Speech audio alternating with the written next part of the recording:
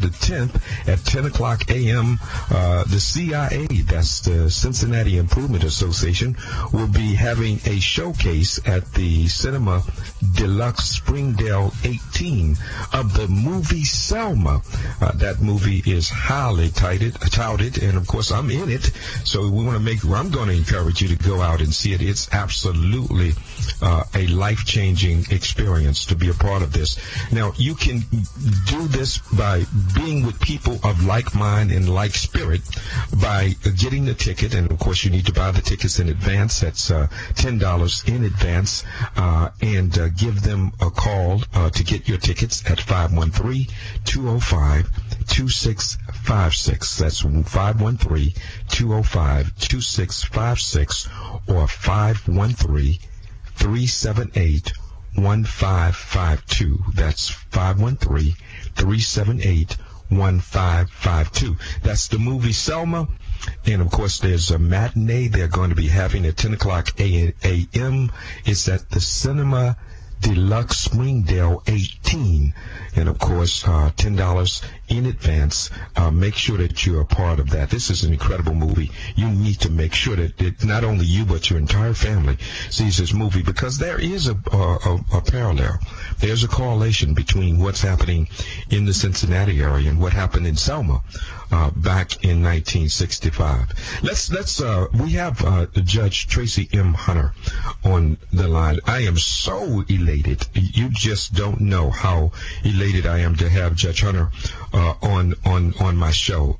Before I had her on, we had all but 2 seconds to talk to her, and I was remiss then and have been thirsty for not only her knowledge and her spirit, but also to get her perspective on what she saw in the justice system, or the juvenile justice system as is known.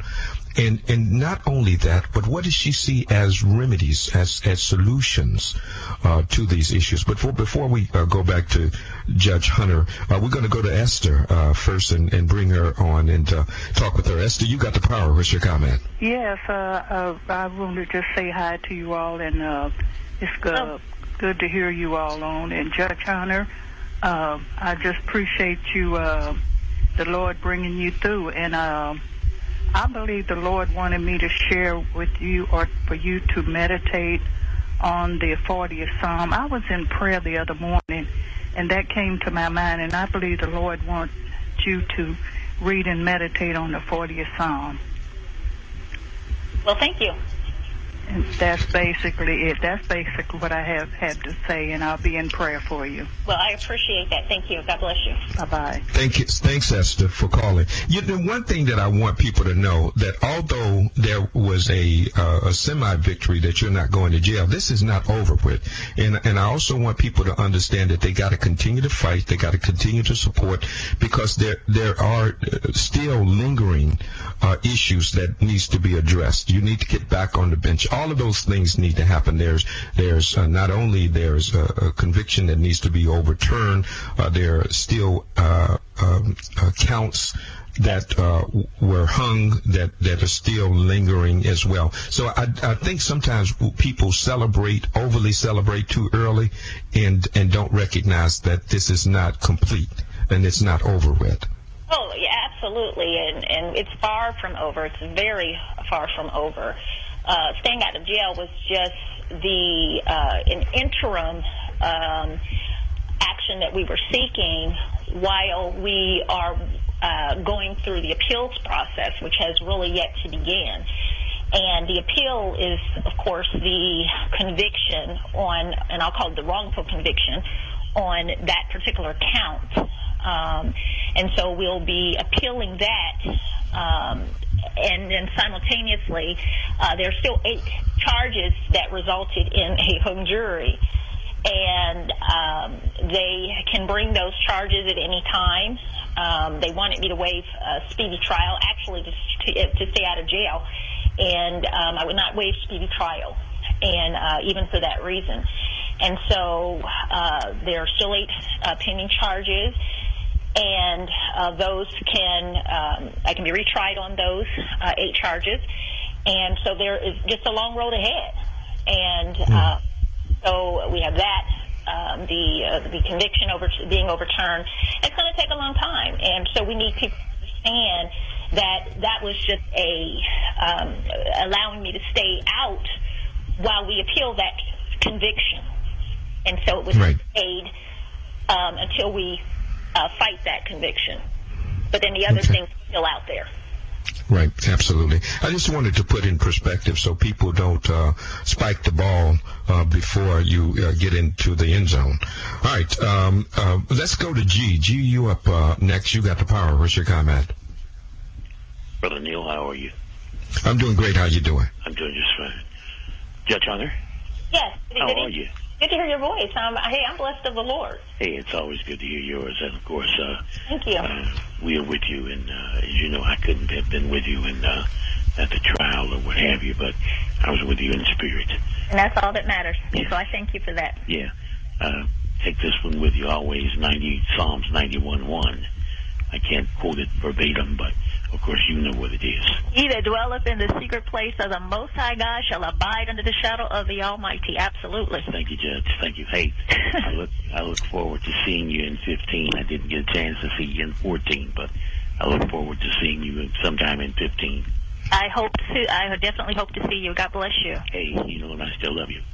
Love you as well. Thank you. Hey, thanks. All right, thanks, G. All right, let's go to Yvonne. You up next. You got the power. What's your comment? Yes, thank you, Mayor. How are you? I'm doing great. How you doing, Yvonne? I'm doing fine.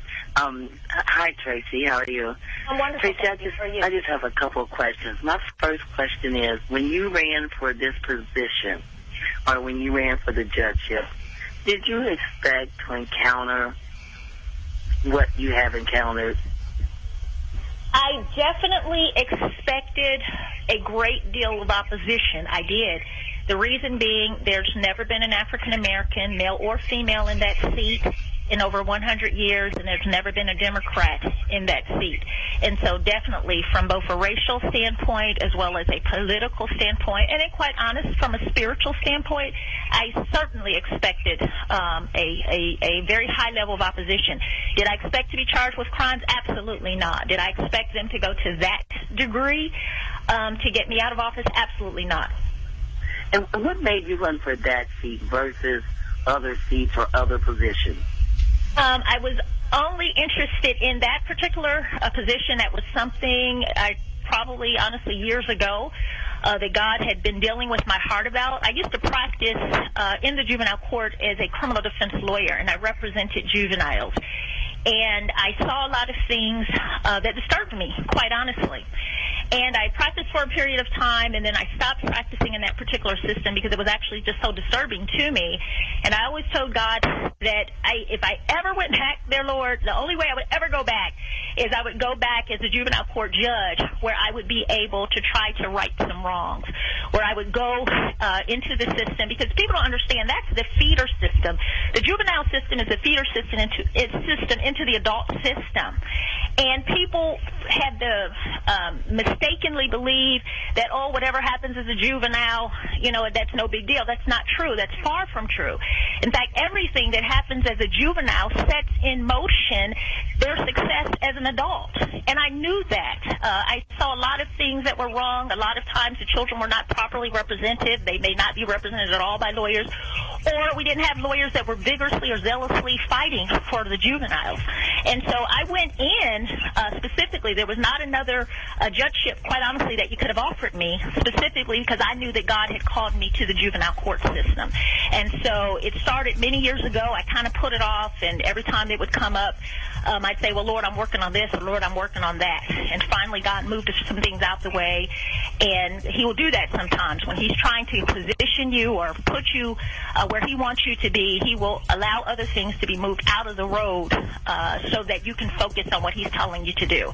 And so I had no doubt in my mind that God was telling me to run for juvenile court judge at that particular time. The other thing I said, because I'd never run for office before, most people know, and because no African-American, quite honestly, has ever also won a countywide race without being previously elected, That had never also happened in history. And so there are a lot of things that happen that people don't realize that these are really the real reasons behind what is now currently taking place with me.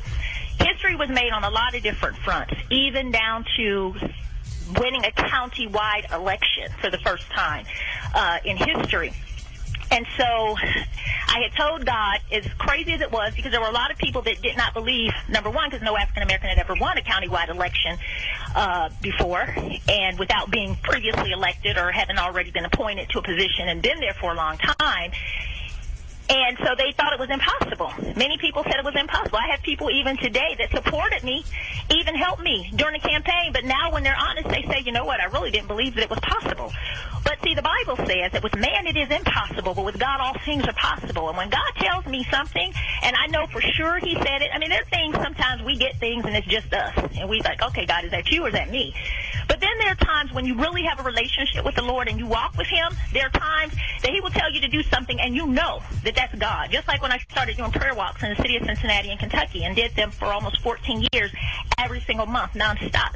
I knew that God told me to do that. And so when I know for surety that God is telling me to do something, I'm going to do it no matter what it looks like, no matter how much opposition there is. And so everybody said that can't be done. It's never been done before. You can't do it.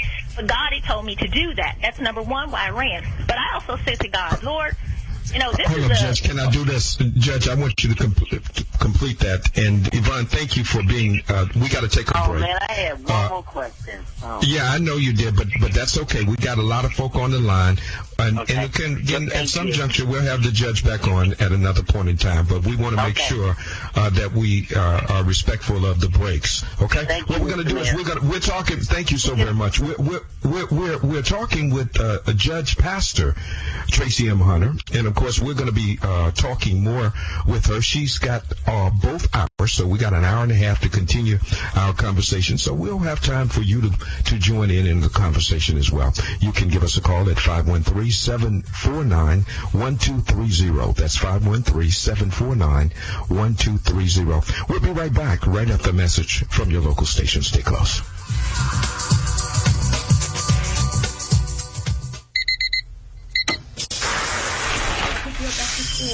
Okay, I got it. It's easy to take a day for granted. You and your family are connected by routine, and you stick to it. But what if a disaster strikes without warning? What if life as you know it has completely turned on its head? What if your day's routine is disrupted and you can't reach your family? Have you planned for that?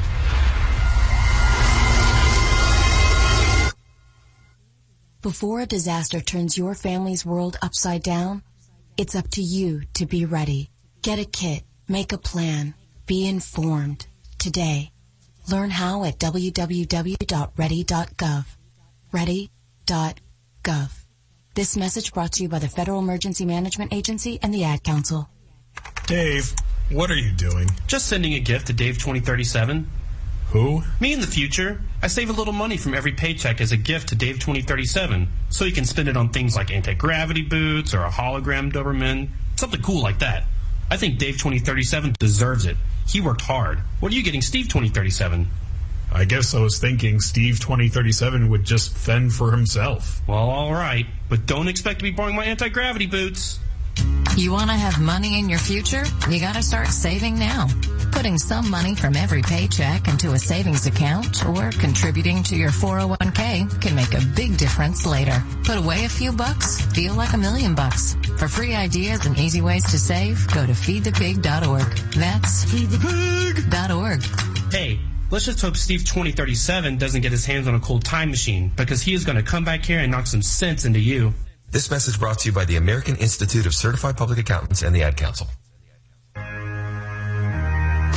All in together now. We can make it better now. Come on, can we do it? Yeah, you know that we can. We roll it up, cause we know how to jump. We roll it out, cause we know how to skate. We'll cut it down, cause we know what to eat. We'll swap it out, we eat healthy stuff. Can we do it? Yeah, you know that we can. Can we do it? Yeah, you know that we can. Yeah, well come on. Today's a good day to grab your kids and hang out with them for an hour. Dance, walk, play a sport, or cook a healthy meal. Because just moving a little and eating better every day can help make you and your child healthier. Can we do it? Yeah, you know that we can. We'll ball it up. Cause we know how to hoop. We'll mess around. Cause we know how to play. We'll drop it down. Cause we know how to dance. We'll veg it up. Veggie night and day. Can we do it? Search We Can online to find doable tips and activities that you can use every day to keep you and your kids healthy. Remember, that's We Can. A message from the Ad Council, HHS, and NIH's We Can program. You don't usually get a stock tip from a 16-year-old, but I'm here to tell you about a different kind of stock. It's called Better Futures, a stock for social change that's not about making money. Instead, you invest to help students like me go to college, which ends up making the future better for all of us. My name is Alicia, and I'm your dividend. Invest in better futures with UNCF. Visit uncf.org/invest. A mind is a terrible thing to waste, but a wonderful thing to invest in. Brought to you by UNCF and the Ad Council. My life was going downhill fast. Everybody was on my case. Now, I kept hoping that life would change real soon. I knew drinking too much messed up my life. A friend suggested I check out AA. It worked. I found myself in an AA group. Finally, I've got my act together. Alcoholics Anonymous. It works. Look us up. Check your phone book, newspaper, or AA.org. Happy New Year. Wishing you a Happy New Year. We're 1230 The Buzz.